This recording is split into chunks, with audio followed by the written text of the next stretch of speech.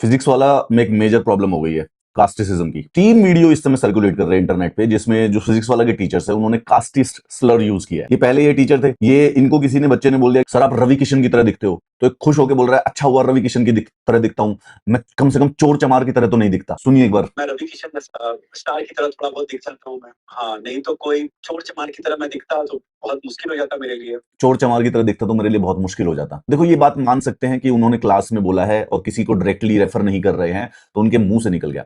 But this is what exactly casteism is. Language के अंदर ही structure इस प्रकार से बना लिया गया है कि जो ये शब्द है, जो ये कास्टिस्ट शब्द है बेसिकली, जिसकी कास्ट को इस प्रकार से डेरोगेटरी शब्द में यूज करना।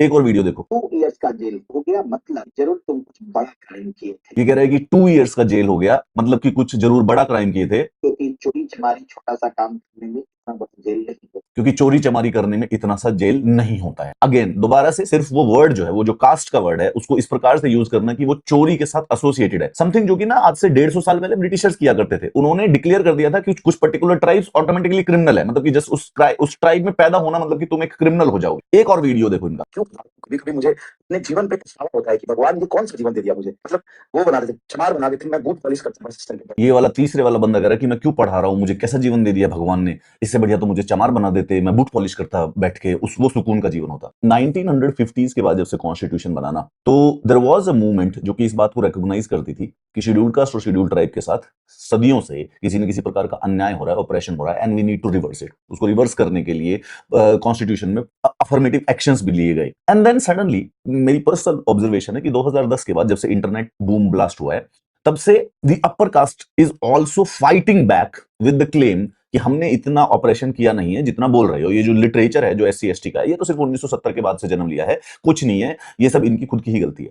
ये जो तीनों एग्जाम्पल है ना, ये एक्चुअली में दिखाते हैं कि जो कास्टिसिज्म है ना, वो अंदर घुसा हुआ है। जो चीज जब लैंग्वेज के अंदर घुस जाए ना, जब टीचर आते जाते रैंडमली ऐसे कास्टिस्ट वर्ड को यूज करे ना, अंतर मन के अंदर कास्टिसिज्म पहले से तुम्हारे जमा हुआ है, अंदर घुसा हुआ है, वो ज्यादा वर्स प्रॉब्लम है।